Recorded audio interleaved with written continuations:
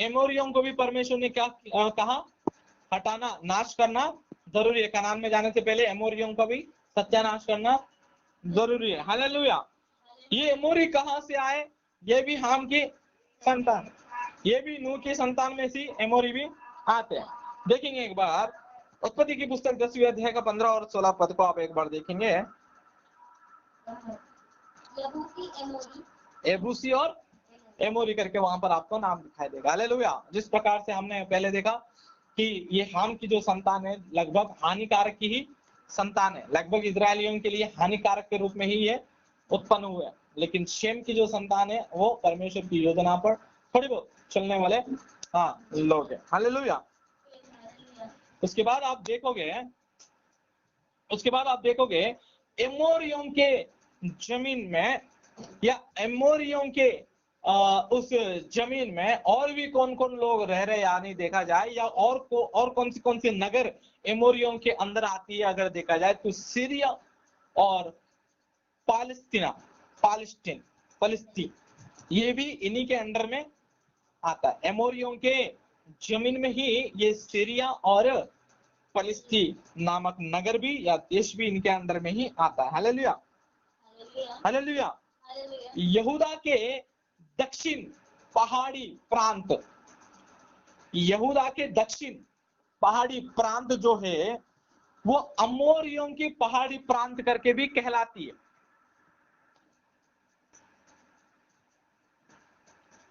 Hallelujah.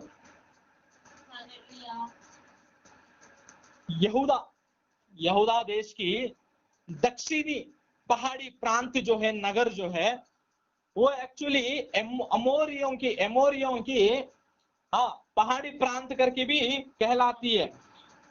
व्यवस्था विवरण पहली अध्याय 7वां वचन और 19 से लेकर 20वां पद में आप इन बातों को आप वहां पर देखोगे।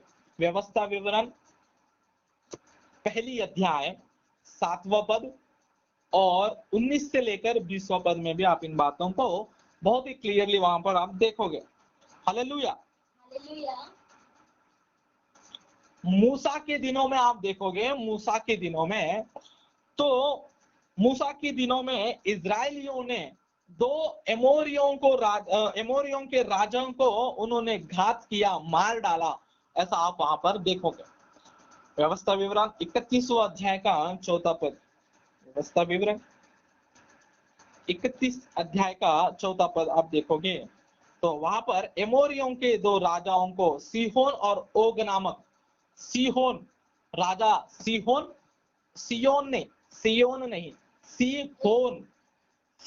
और ओग नामक एमोरियों के राजा को मूसा के दिनों में इजरायलियों ने घात कर दिया, ऐसा हम वहां पर नष्ट कर दिया करके भी हम वहां पर बाइबल में क्लियरली हम देख सकते हैं। उसी रीति से यहोशुआ के दिनों में भी आप अगर देखोगे, जस्ट अभी हमने लिखा भी था, यहोशुआ के दिनों में भी हम देखेंगे तो लगभग 5 अमोरियों के राजाओं को घात किया है इजरायलियों ने करके आप वहां पर देखोगे। यहोशू की पुस्तक 10वीं अध्याय 5 और 6वां पद में आप इन बातों को देख सकते हो। यहोशू की पुस्तक 10वीं अध्याय 5वां और 6वां पद में आप इन बातों को देख सकते हो। कितने अमोरियों के राजा? 5 एमोरियों के राजा को उन्होंने घात किया करके आप देख सकते हो। हालेलुया। लेकिन नबी शमूएल के दिनों में, लिख रहे हो? लिख लीजिएगा पहले आप।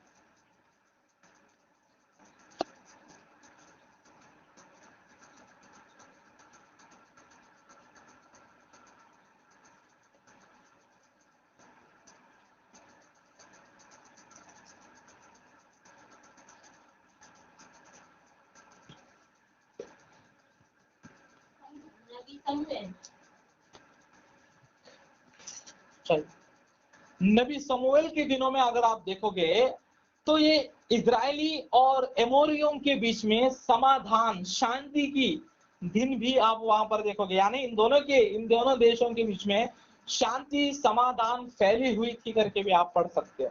किनके दिनों में?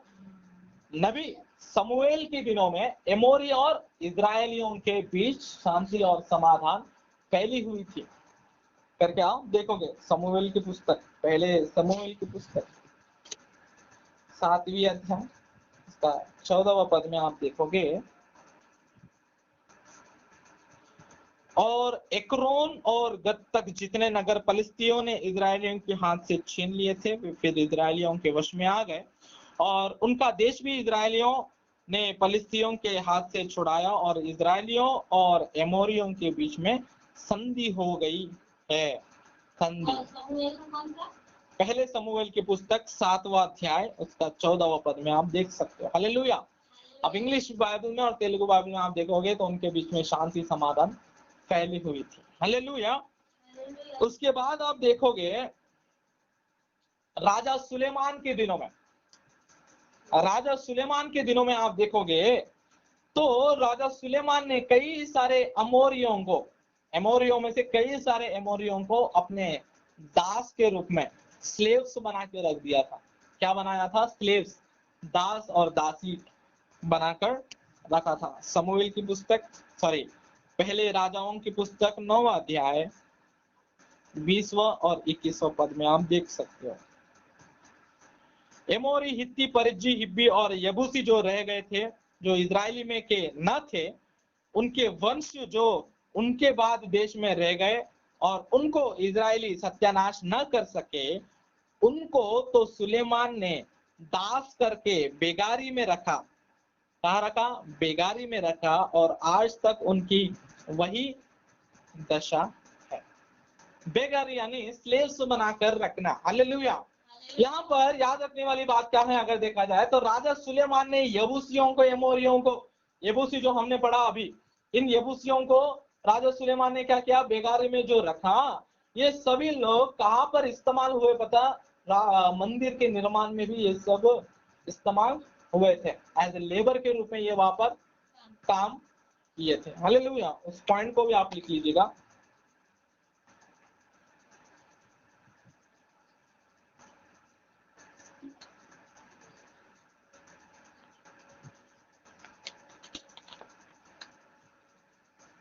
लिख लिया?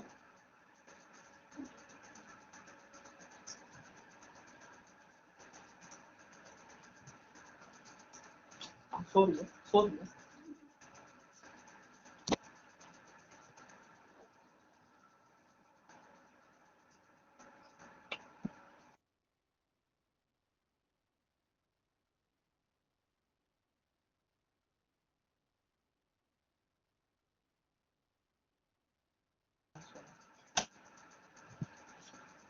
हालेलुया।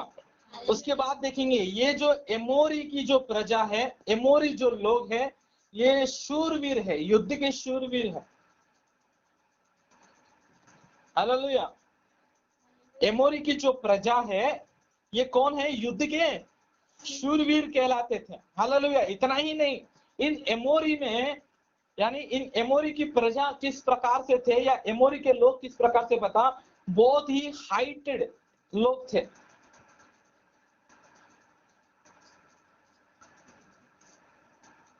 इनकी हाइट बहुत बड़ी थी। हालेलुया। एमोरियों में ज्यादातर लोग कैसे थे? Heighted persons. Hallelujah. Height persons यानी कोई 6-7 फीट वाले नहीं, ठीक है, लगभग 12-13 फीट के लोग, लगभग 12-13 फीट। हालेलुया। हम 5-6 तो ही हम ऐसा दिखते हैं ना, ठीक है। 6 यानी उसे और थोड़ा सा उठा के देखते हैं। 7 यानी द ग्रेट खाली करके आपने देखा होगा तो ना, 7 उसको ऐसा देखना पड़ता है। हालेलुया। बाकी 13-14 फीट यानी कितना? ये इतना, ये घर के इतना, उनको ऐसा देखो, और छत के इतने 10 से 12 तो इसकी लंबाई, ये 10 से, ये घर का ही लंबाई 10 से 12 होगा। 12-13 यानी ये छत को छोड़कर वो उनको सर को देखना होगा तो फर्स्ट फ्लोर में देखना पड़ेगा ऐसा। हालेलुया। हाँ, 12 से 13 फीट, 12 से 14 फीट करके लिखिएगा। हालेलुया। व्यवस्था विवरण 3 अध्याय का 11वां पद एक बार देखेंगे हम। व्यवस्था विवरण 3 अध्याय का, व्यवस्था विवरण 3 अध्याय का 11 से लेकर 13 पद तक देखेंगे। परंतु जिस देश के अधिकारी होने को तुम पर पार जाने पर हो, वह पहाड़ों और तराइयों का देश है, और आकाश की वर्षा के जल की से सींचता है। वह ऐसा देश है जिसकी तेरे परमेश्वर यहोवा की सुधि रहती है और वर्षा के आदि से लेकर अंत तक तेरे परमेश्वर यहोवा की दृष्टि उस पर निरंतर है। हालेलुया। यही है, यही। और यदि तुम मेरी आज्ञाओं को जो आज मैं तुम्हें सुनाता हूँ ध्यान से सुनकर अपने संपूर्ण मन और सारे प्राण से तुम तो अपने परमेश्वर यहोवा प्रेम करोगे। नहीं, ये नहीं है शायद।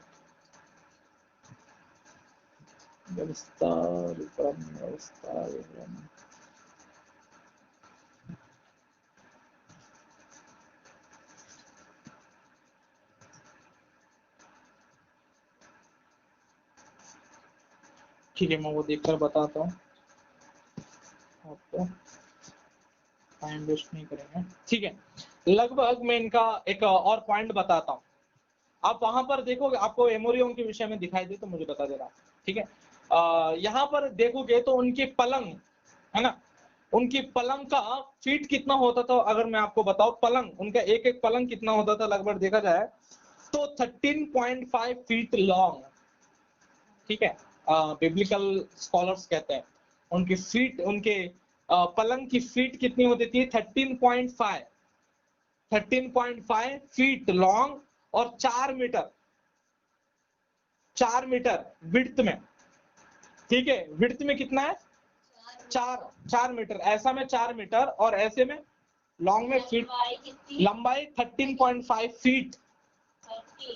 हाँ हाँ 13.5 फीट लॉन्ग और 4 मीटर लगभग। हाँ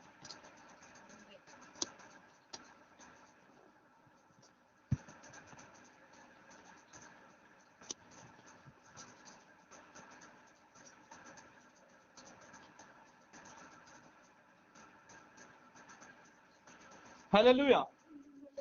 उसके बाद अमोरियों के विषय में एक और बातों को हमको देखना जरूरी है। आपको अमोरियों के विषय में अब्राहम के दिनों में कुछ बातों को वहां पर लिखा गया है, एक बार ध्यान पूर्वक देखिएगा। 15 अध्याय का 16वां पद, उत्पत्ति की पुस्तक 15 अध्याय का 16वां पद।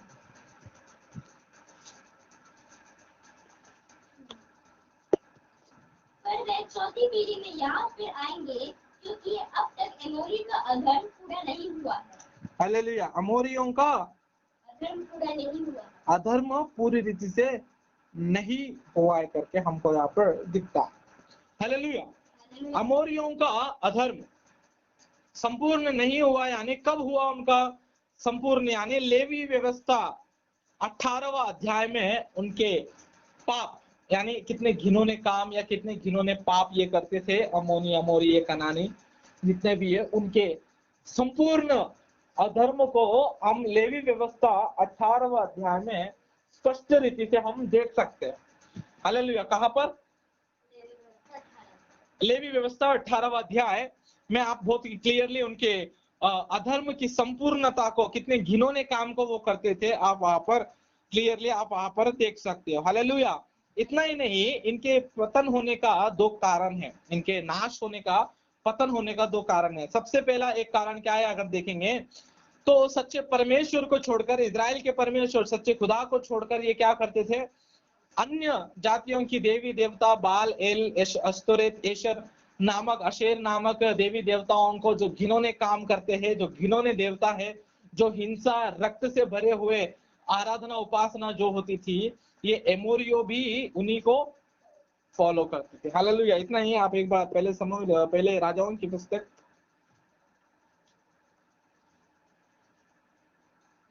21वां अध्याय का 26वां वचन देखेंगे हम एक बार। वह तो उन एमोरियों के समान जिनको यहोवा ने इस्राएलियों के सामने से देश से निकाला था, बहुत ही घिनौने काम करता था, अर्थात मूर्तियों की उपासना करने लगा था। हालेलुया, क्या करने लगा था, मूर्ति की उपासना करने लगा था। इतने भयंकर चीजों को, भयंकर रीति रिवाज को, देवी देवताओं को फॉलो करने वाली एमोरी। हालेलुया। उसी रीति से दूसरा विषय को एक बार हम देखेंगे तो ये एमोरियों के साथ एमोरियों को नाश करने का दूसरा मेन कारण क्या है अगर देखा जाए तो जिस प्रकार से हमने पहले शुरुआत में हमने देखा कि इनके नाश का सबसे बड़ा कारण क्या है अगर देखा जाए तो ये खुद ही है। क्यों अगर देखा जाए तो जब इजरायली कनान देश की ओर जा रहे थे तो इजरायली कई बार कुछ कुछ राज्य से होकर इनको गुजरना या इनको जाना पड़ता था। इन एमोरियों के देश में अगर देखा जाए, ये एमोरियों के देश में अगर देखा जाए तो इजरायलियों को इन एमोरियों के देश से भी होकर जाना जरूरी था। और परमेश्वर ने कहा एमोरियों के साथ युद्ध कर कर तुमको आगे नहीं बढ़ना है, परंतु उनके साथ उनके रिक्वेस्ट परमिशन परमिट मांग कर उनके देश से होकर तुमको आगे बढ़ना। लेकिन ये एमोरी का राजा जो है, ये एमोरी राजा ने इनकार कर दिया, मना कर दिया। इतना मना करना ही नहीं, अपने दल के साथ होकर इजरायलियों पर युद्ध करने के लिए, आक्रमण करने के लिए भी चला। हालेलुया। लेकिन हुआ क्या अगर देखा जाए तो इजरायलियों ने एमोरियों पर विजय प्राप्त कर लिया। हालेलुया। इन विषयों को आप देख सकते हो न्यायों की पुस्तक 11वां अध्याय,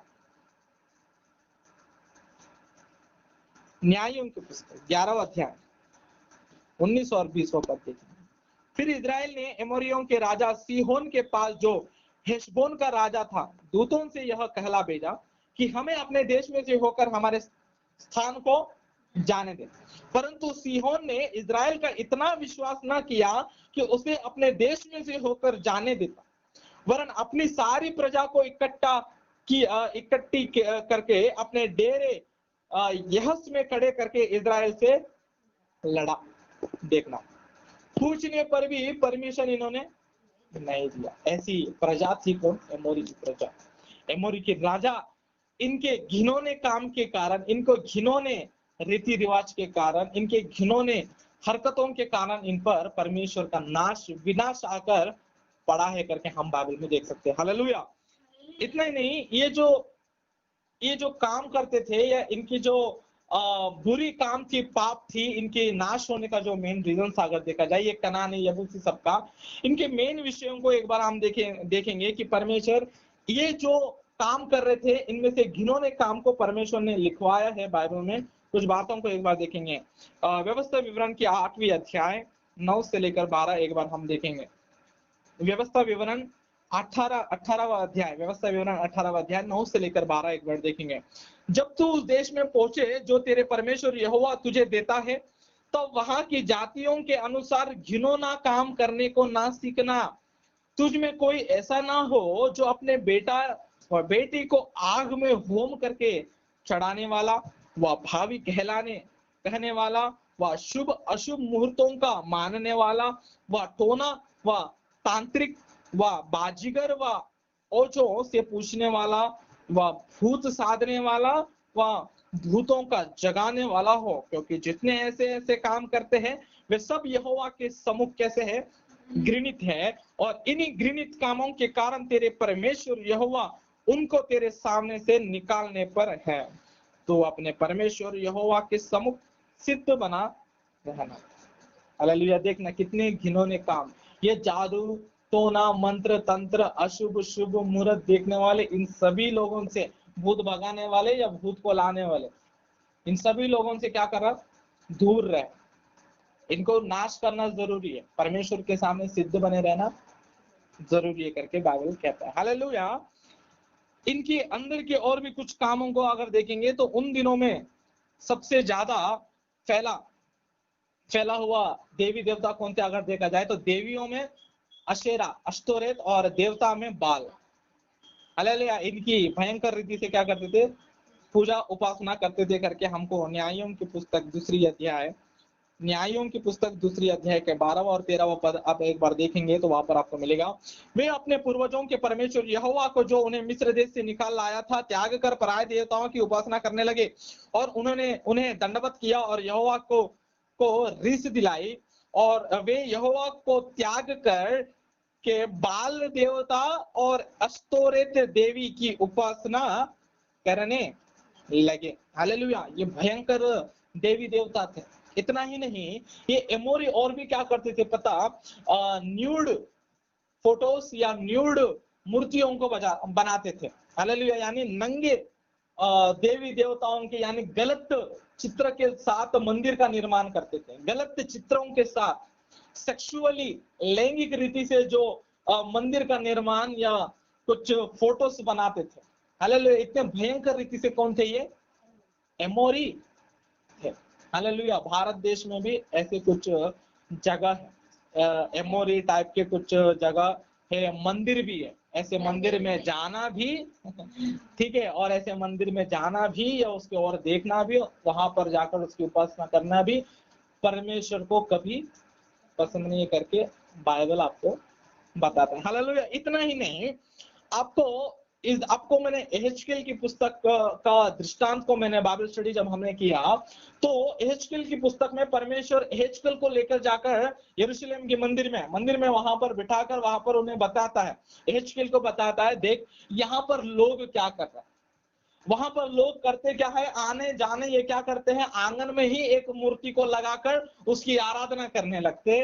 वहां पर यरूशलेम की स्त्रियां आकर तम्मूज नामक एक मूर्ति की उपासना करते हुए दिखाई देते। हालेलुया। वहां पर कुछ घिनौनी काम को जो लिखा है वो सब घिनौनी काम इन एमोरियों में ही होती थी करके आप बहुत क्लियरली देख सकते हैं। हम जल्दी जल्दी कुछ बातों को देखेंगे। एहेजकेल की पुस्तक 8वीं अध्याय, एहेजकेल की पुस्तक 8वीं अध्याय का 5वां पद पढ़ रहा हूं, ध्यान पूर्वक सुनिएगा। उसने मुझसे कहा, हे मनुष्य की संतान, अपनी आंखें उत्तर की ओर उठा कर देख। सो मैंने अपनी आंखें उत्तर की ओर उठा कर देखा कि वेदी के फाटक की उत्तर की ओर उसके प्रवेश स्थान में ही वह डाह उपजाने वाली प्रतिमा है। देखना, एमोरियों में भी क्या होता था पता, ये डाह उपजाने वाली प्रतिमा उनके बीच में होता था। वैसे ही अब ये कौन कर रहे हैं, इजरायली भी, यरूशलेम वासी भी क्या कर रहे हैं, सेम ऐसे ही घिनौना काम को वहां पर एमोरियों के समान, कनानियों के समान ये क्या कर रहे हैं, वहां पर एक बार उसे दोहरा रहे हैं। हालेलुया। इतना ही नहीं, 8वीं अध्याय के 10वें पद को भी एक बार हम देखेंगे। सो मैंने भीतर जाकर देखा कि चारों ओर की भीत पर जाति जाति के रेंगने वाले जंतुओं की और घृणित पशुओं और इजराइल के घराने के सब मूर्तें की चित्र। हालेलुया। देखो यहाँ पर बहुत क्लियरली लिखा है, क्या लिखा है, मंदिर के अंदर क्या है, घिनौनी घृणित चित्रों का क्या किया गया है, फोटोस बनाया गया है। ऐसे जगह पर वो जाकर क्या करते, उपासना करते हैं। ऐसे जगह पर वो उन देवी देवताओं को, ऐसे देवी देवता भी पड़े हैं भारत देश में। Hallelujah, hallelujah. And for your kind information, अब मैं जो बता रहा ध्यान पूर्वक सुनना। ये जो देवी देवता है ना, ये देवी देवता है ना, ये पहले से आ रहे हैं। कहाँ से?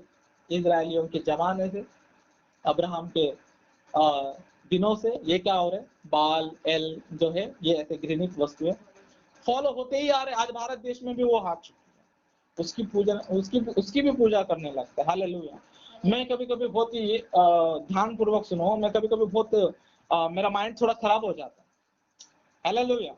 अगर जो देवी सामने ऐसी है तो क्या आप अपने घर में बेटी बेटियों को भी वैसे बनाओगे, उनके भक्त के रूप में, उनके भक्ति के रूप में, उनके भक्त के रूप में? क्या आपके बच्चों को आप वैसा बनाओगे? नहीं। उस चीज में, उस रीति से बनाने के लिए कोई आगे नहीं बढ़ेगा, लेकिन उनकी पूजा करने के लिए आगे बढ़ेगा। माइंड सेट तो थोड़ा लॉजिकल भी सोच नहीं सकते। देखना, अंधविश्वास हमारे आंखों के सामने पर्दा देखो किस प्रकार से शैतान ने डालकर रखा। कभी आप सोचकर तो देखो। हालेलुया। हम परमेश्वर की आराधना करते, उपासना करते, क्यों? परमेश्वर पवित्र है करके हम उपासना करते हैं, तो उसी रीति से पवित्र रहने के लिए हमको बुलाया है पवित्र रहने के लिए, तो उसकी आराधना कर रहा है। तो वो उस प्रकार से अपवित्र जैसा वो रह रहे हैं, हाँ, फोटोस ही उनके उस रीति से, बाहर वो उस रीति से रह रहे, तो क्या हम भी उसकी उपासना कर सकते हैं? उपासना करने के लिए फिर हमको भी वैसा ही बनना पड़ेगा। वैसे कनानियों के जैसे मंदिर में जाकर ही वैश्यागमन की रीति रिवाज को हमको फॉलो करना पड़ेगा। हालेलुया। लेकिन आज के दिनों में पढ़े लिखे लोग सोच सकते हैं, कर सकते हैं, नहीं कर सकते, लेकिन फिर भी पढ़े लिखे हुए लोग क्या करते पता, उनकी उपासना करेंगे। क्यों? शैतान ने, बाइबल कहता है, इस संसार की जो देवता, इस संसार का जो देवता है यानी शैतान जो है, ये अधिकारी जो है, इस संसार का जो अधिकारी, उसने आंखों के सामने क्या कर दिया है, पर्दा डालकर रखा है करके कुरिन्थियों के पत्र में भक्त पौलुस हमको बताता है। हालेलुया। उसके बाद 8वें अध्याय के 14वां पद में आप देखो, वहां पर आपको तम्बूज के विषय में आपको मिलेगा। हालेलुया। तब वह मुझे यहोवा के भवन के उस फाटक के पास ले गया जो उत्तर की ओर था, और वहां स्त्रियां बैठी हुई तम्बूज के लिए रो रही थी। तम्बूज के लिए, तम्बूज क्या है? तम्बूज क्या है? एक देवता। हालेलुया। वो भी एक देव, इनकी क्या कर रहे? उपासना कर रहे। इतने भयंकर एमोरियों पर परमेश्वर का विनाश आना जरूरी है। हालेलुया। उनका विनाश आना जरूरी है, आगे बढ़ना जरूरी है। हालेलुया। उसी रीति से नेक्स्ट विषय को एक बार